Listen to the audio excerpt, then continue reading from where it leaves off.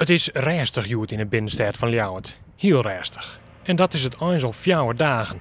Ja, het had heel stil werd. Ik denk dat nog net de helft van de mensen in de stad was die er normaal komen. En voor gewoon ondernemers betekent dat een flinke strop. Ja, het is eigenlijk een drama geweest de laatste dagen.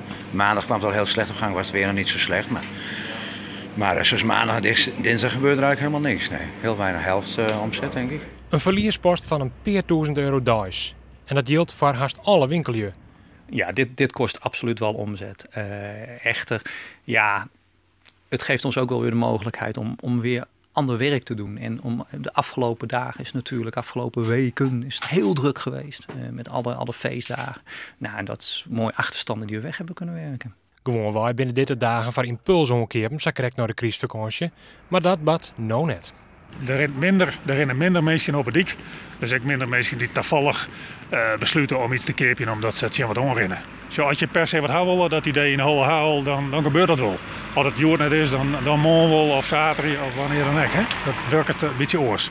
Impuls is het moment. En dat moment mis je deze dagen. Eerst wie het heel erg kalm en de sfeer in de stad is ik oors. Collega's ben soms dicht en soms jij dicht of letter iepen. Dus de sfeer is wel wat oors. Ja, vervelend? Nee, net vervelend, maar goed. Je hebt een winkel om wat drukte te hebben. En met dit waar zit er wat zin, dus dat is jammer. Ook de eerste dagen van de uitverkeer vallen nou wat in het wetter. Hoe grut dat de skeer van de middenstand uiteindelijk is, wordt pas duidelijk als de ijzel weer voorbij is.